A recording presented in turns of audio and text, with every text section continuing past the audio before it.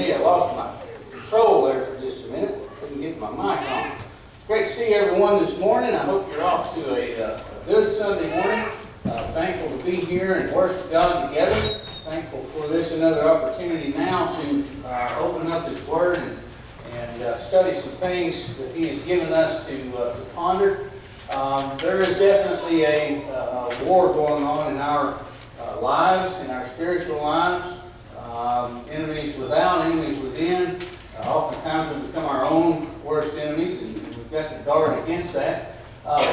During our time since we've gotten here, there have been several of you mentioned an interest in more work on Christian evidences. And so beginning now and for several weeks, we're going to spend a little time on Sunday mornings with some of those things.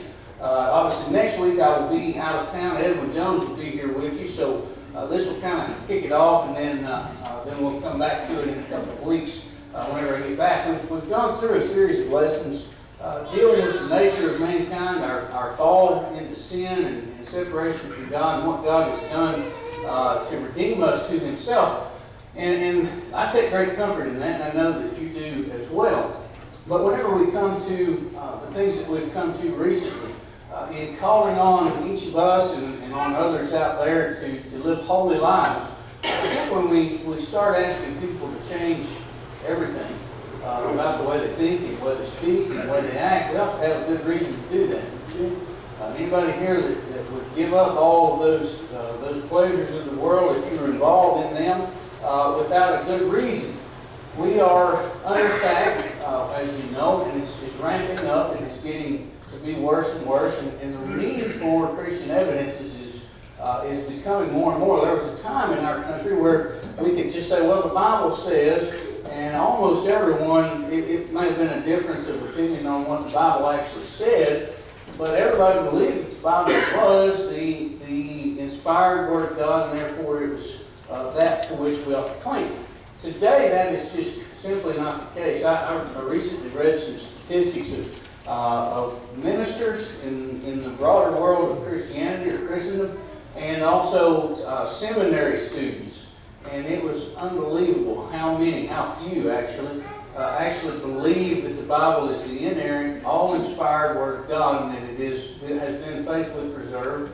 It is therefore authoritative in our lives. And so when I stumbled across that, it made good sense why we have so much trouble amongst ourselves even in sorting out what God would have us to do. I want to read one more verse with you before we get into this material. 1 Peter chapter 3, verse 15. It says, "But in your hearts honor Christ the Lord as holy, or sanctify the Lord in your hearts." And he says, always being prepared to make a defense to anyone who asks you for a reason for the hope that is in you, yet do it with gentleness and respect, or reverence and fear. Militant atheism is on the rise in the United States, largely due to the influence of Charles Darwin and the origin of the species. Many people, more and more, are coming to think that we are simply the end result of not the end result, even that there will be further changes from this point forward, but that you and I got here by virtue of natural selection by mutations. Started from inanimate cells or inanimate molecules, later giving rise to life, and on we go. It started in the seas and then moved out on the land, and now it just keeps refining it, but there's no mechanism for that. So I want us to consider the attacks that are being made, and this is mainly a primer for our study of Christian evidence, is to impress upon all of us the need for it. Because I know many folks in Christianity, and I'm not aware of anyone here that's of this mindset, that think, well, if they don't believe in God, if they don't believe in the Bible, then they're not worth my trouble. Well, that really does damage to the Great Commission, because apart from those Jews who believed in the Old Testament Scriptures, there weren't many in that going to all the world. If you got out into all the world, there weren't many that believed in the one God of the Bible, or the Bible itself for that matter. So Paul wouldn't have been going to the Gentiles. You see him in Acts chapter 17 in pagan Athens, Greece, speaking to the philosophers there. And they did not believe in the God of the Bible. They believed in an unknown God. They had an inscription for that. They didn't have any concept of it.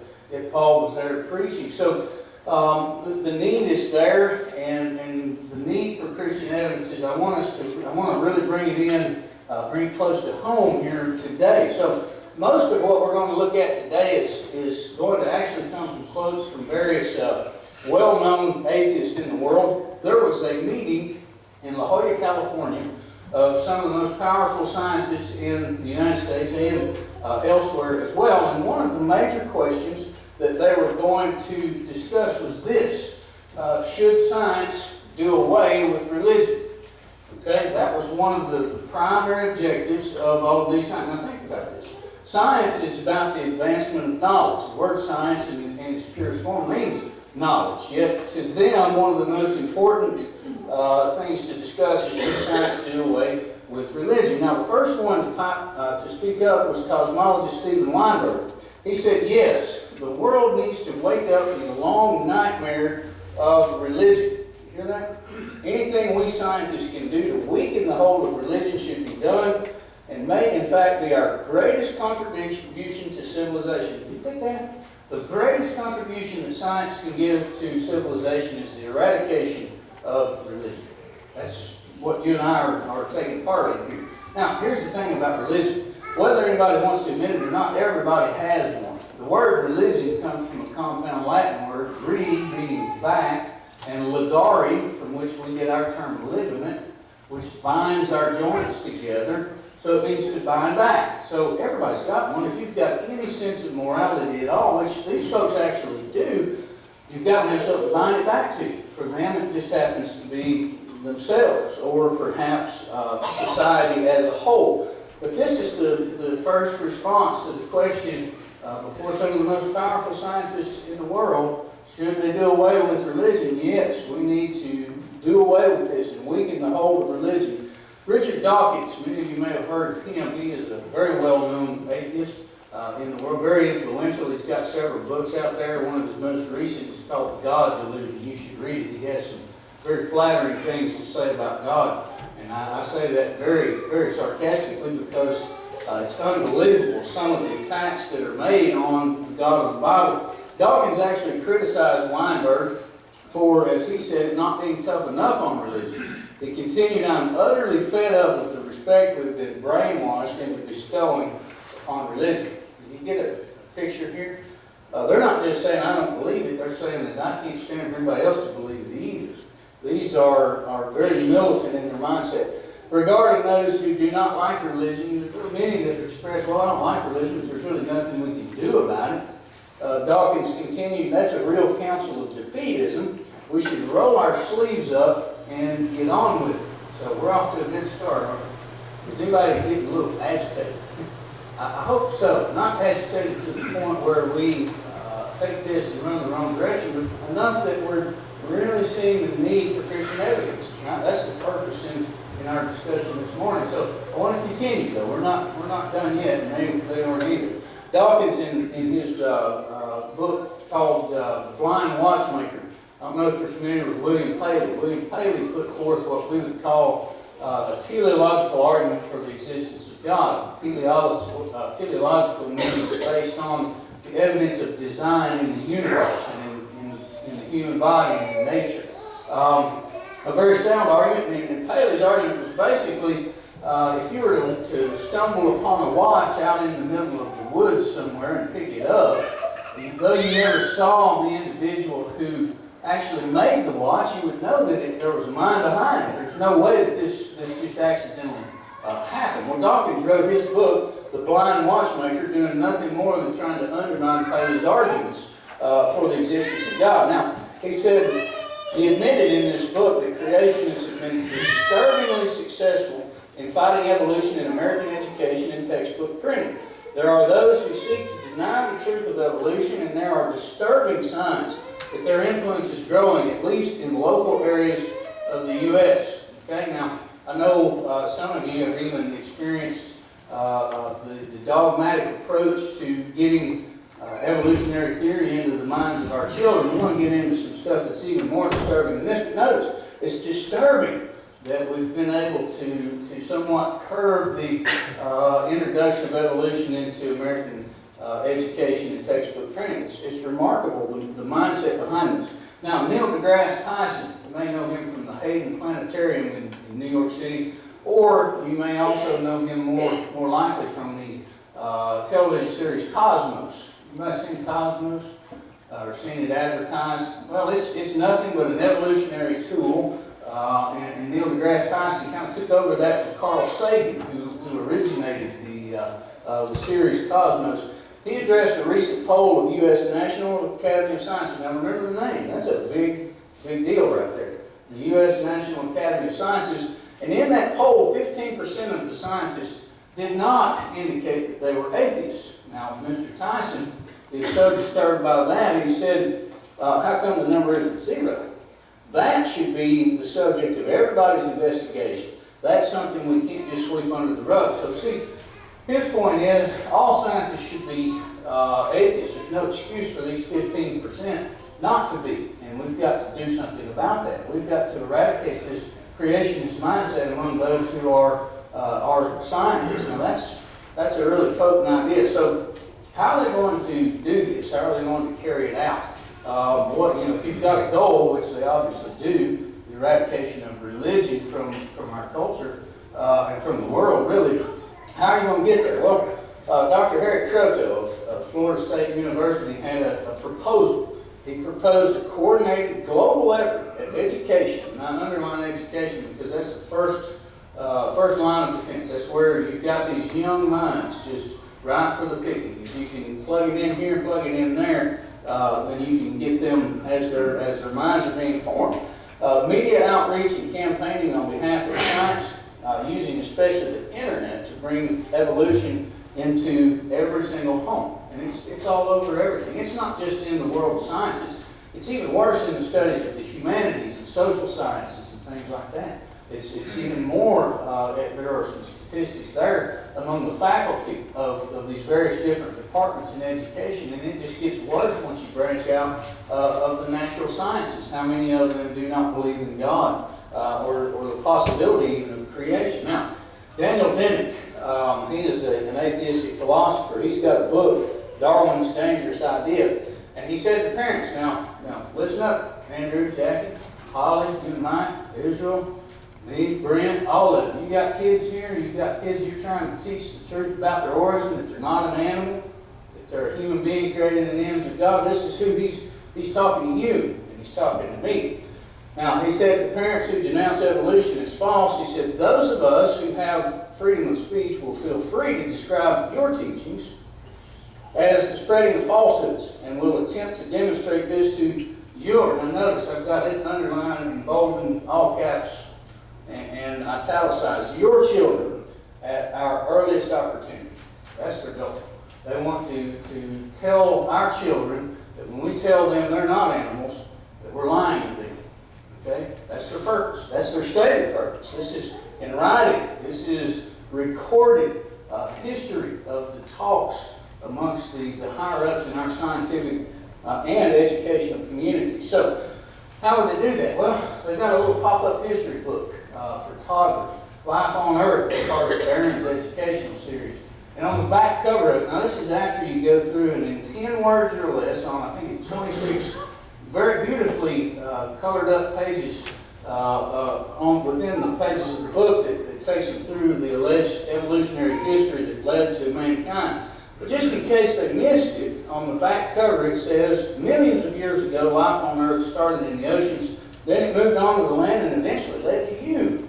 That's what they're trying to get to Casper's head right now from those little pop-up books. Now, I'm not going to have that pop-up book in his hand, so there's a little bit less danger there, but when we move along and see a little bit more what they're trying to do with this stuff, their means of actually accomplishing the goal and getting it into our children's hands without us necessarily knowing about it, it gets even more disturbing and frightening.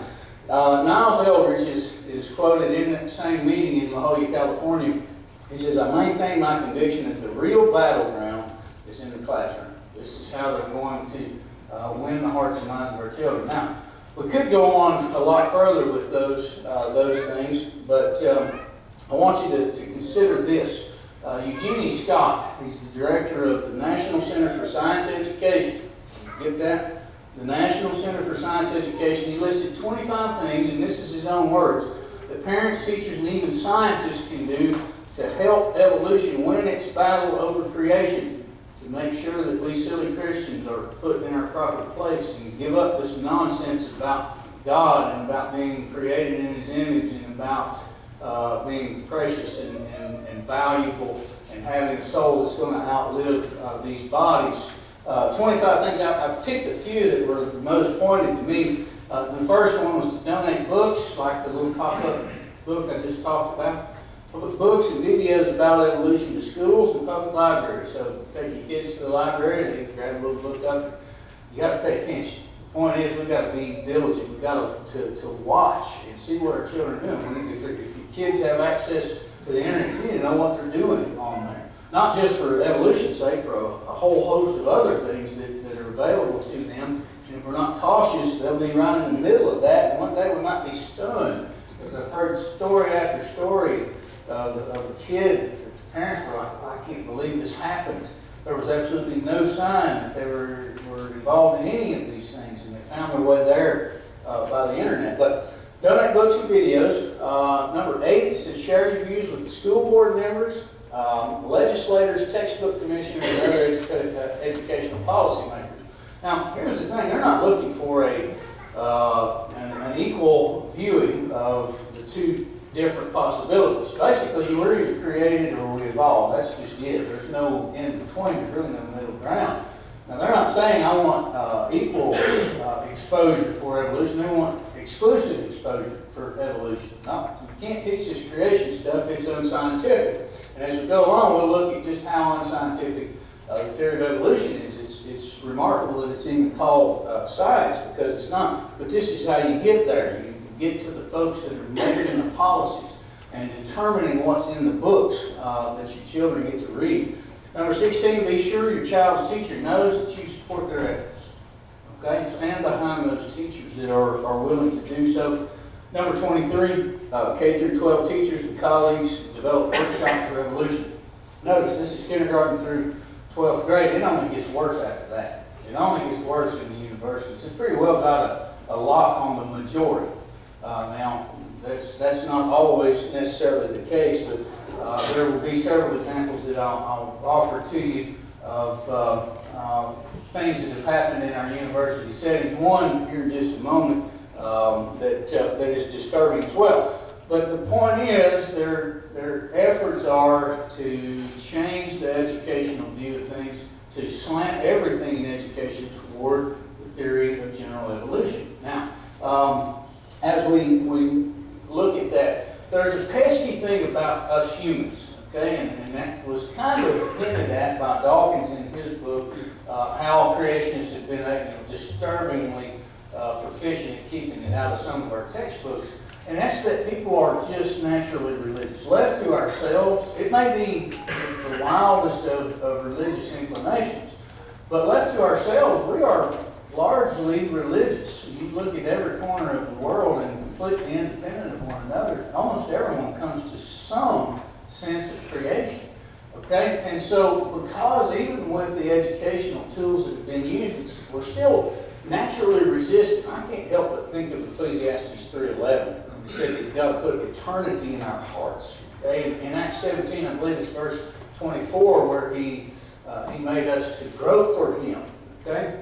And I think that is definitely part of it. So in case it doesn't work through the other medium, they use smear campaigns. Have you heard, well, you just got to be dumb to believe in the Bible or to believe in God, right? We've all heard that. Let's look at how far they've taken this. Richard Dickerson, he was a noted biochemist, and he does a lot with DNA, worked with the University of California, Los Angeles, UCLA. He said this, he said, people who do not understand evolution can never be real scientists. You get that? If you don't understand evolution, you can't be a real scientist. That's not possible. And should not be allowed to misrepresent science to young people from whom the next generation of scientists will be drawn. Now, all of this information, by the way, there's a book that was written, you can get it through Apologetics Press, by Wayne Jackson, Kyle Butt, and Eric Lyons collaborated on this material. That's where these things have come from.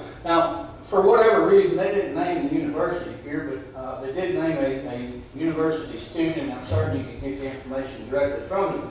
But he was initially denied entry into the graduate program. This was in a southeastern U.S. university. He wasn't allowed at first. They rejected his application for the graduate program in biology because he was a creationist, in spite of the fact that his grades were impeccable. From, a tiny tyke all the way up. There was no educational reason whatsoever to deny this young man entry. Now, he wound up appealing that and winning and was able to go on through the course, but nonetheless, you see the effort that's being made. They say that you can't be a real scientist. Now, I want to give you a list here, and this isn't exhaustive. This is just a representative sample of some unfit scientists, according to these folks. And I want you to think about their accomplishments over against that list that's gone on before. I've heard a lot of musings about things from these people, and I've seen that they have taken what was built before them and have advanced that some. That's great. They're brilliant minds in their own right, but these are the people that they would exclude from science today. Now, think about this.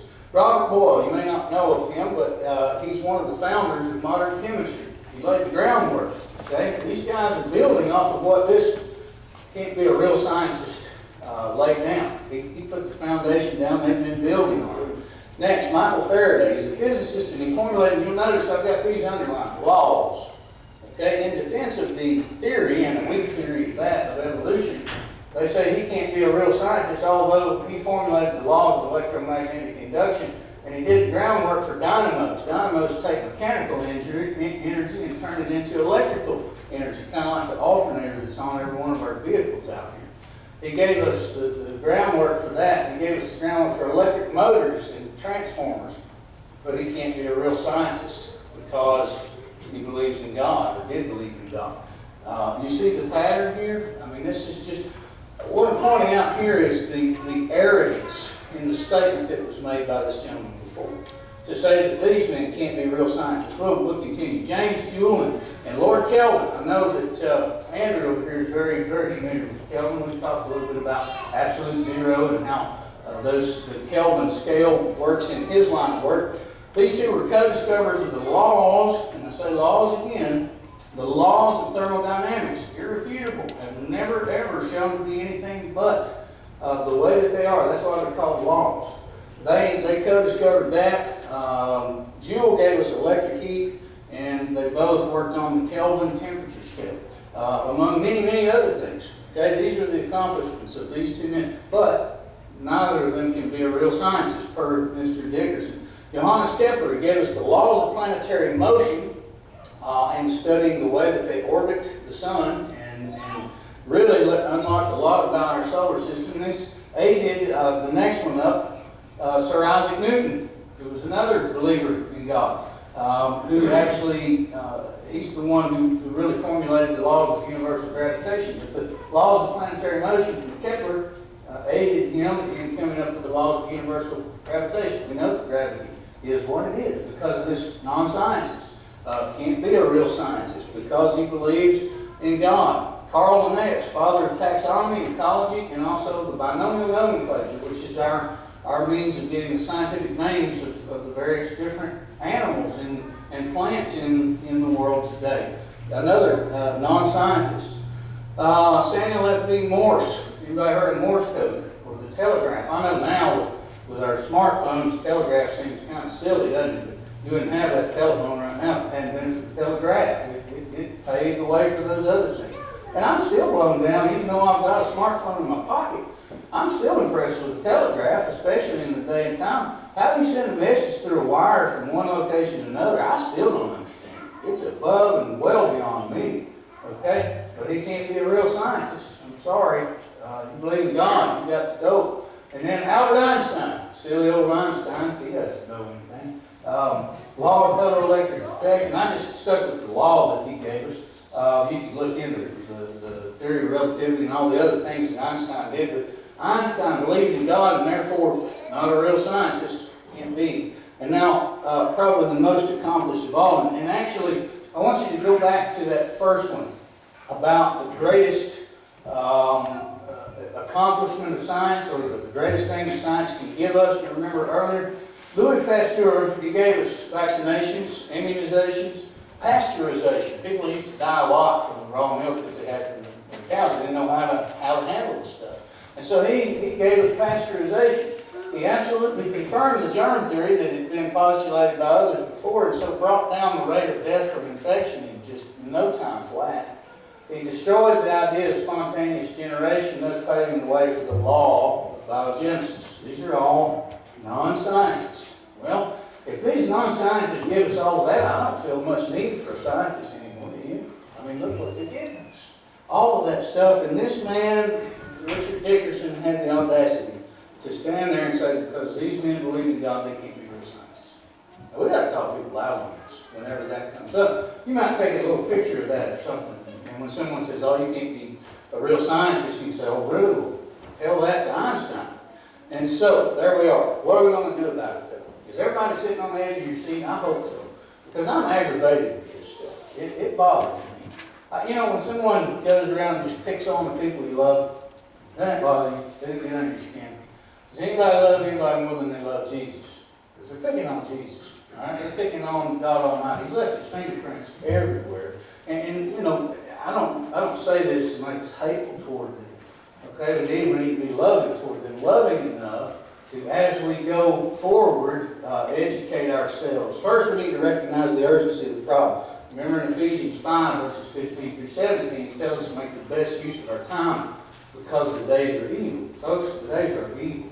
And we've got to recognize that and have a sense of urgency. We have largely been lulled to sleep. I'll admit that as myself. Before I went to school to preach, I didn't have a clue about any of this stuff.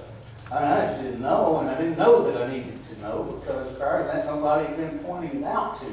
That's the reason I raise it for you to consider.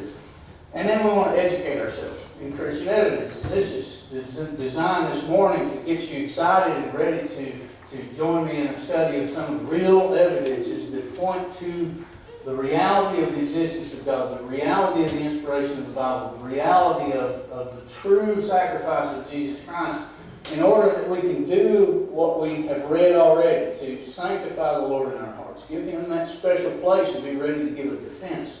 The word underneath that word defense there in 1 Peter 3:15 is the Greek word from which we derive our term apologetics, which means Christian evidences. Okay? Giving a defense, a reasonable, rational defense of why we believe in Jesus Christ. I'm not just operating under some pie in the sky, by and by, I hope so, maybe, perhaps there was. That's not it. We're not operating under a delusion. There's good reason to be a Christian. Next, we need to teach our children. Deuteronomy 6, that's the emphasis of that whole chapter. And in Ephesians 6, verse 4, fathers are taught not to provoke their children to anger, but to raise them up in the nurture and admonition of the Lord. We've got to teach our children and teach them so that it's not just, okay, I want you to believe this so you can do that. Mom and Papa said that. No, it's because here's the evidence. And as reasonable, rational creatures, they can come to that conclusion for themselves, but only if we have taken that second step before we come to them. We've got to have the right answers because they actually are the right answers. Maybe we take a page out of their playbook. Maybe we distribute some books and videos about creation. You know, books from College Express are dirt cheap. They don't want much for them. They just want to not go out of business. They want to be able to operate. So they got great stuff on there, and a lot of stuff is just free to print. Print it up, package it up, get it in the hands of people so that they can have the other side of the story. Because they're not going to get it at school. They're not allowed to get it at school. It's against the law. So, share our views with the educational powers that be. Give them these rational reasons. Now, here's the thing, and this is where it gets hard. This takes a lot of time. It takes a lot of time, a lot of effort on everyone's part in order to get that done. Ensure the teachers who would defend the truth, that they know that we support them and that we'll back them. They need to know that they're not on an island out there completely left to themselves. and develop and promote creation workshops. I mean, we can advertise that, and we can have, I know several folks that are more than happy to come do extensive work in Christian evidences, and for a nominal cost, just to cover their own cost of doing so. They're not looking to get rich, they're looking to bring glory to God and save some soul from the depths of atheistic despair, right? That's what we want to do too. And finally, pray. Pray always. God is still able to make things happen. He is still the God of heaven. He is still the one who actually did create this universe, and therefore He is almighty. He is all powerful. The evidence is there to believe so. I hope that this has encouraged all of you to be mindful of these things. And if you've not looked, there are a couple of different outlets I want to offer to you. Apologetics Press, I've obviously already told you about. There's another one called Answers in Genesis. It's called named Ken Ham. I don't know his specific religious leanings, but I know that the evidences he presents there are good and solid. But avail yourself of those resources. There's Warren Apologetics Center as well, among others. And I'd be glad to tip you in the direction of any resources that I have. Recognize that we didn't do a lot of Bible exegesis this morning. We didn't leave out a whole lot of biblical text, but the invitation is there from a loving God who created you, who breathed the breath of life into you, gave you the soul that you possess, and that will outlast this fleshly body. When we die, that's not the end for us. We're going to spend eternity somewhere. And we'll look at those evidences over the next several weeks. If you have not come to Christ, if you have not come to that cleansing blood, then your sins are still on you, and you are still separated from God. God went out of His way to make it so you don't have to do that, so that you can have an advocate in heaven, and He's ready to receive you now, as are we. We'd be glad to help you with that this morning. If you've already made that decision, and maybe your faith has waned a little bit, you ever question, you ever doubt, do the skeptics and the critics ever get to you just a little bit? That's probably normal. I imagine it happens to just everyone. As I look around and ponder the world in which I live and things taking place, it's easy for our faith to get weak. If you need help with that, if you need strength, we're here for you this morning, as is the Lord always. Right now, as together we stand and we sing.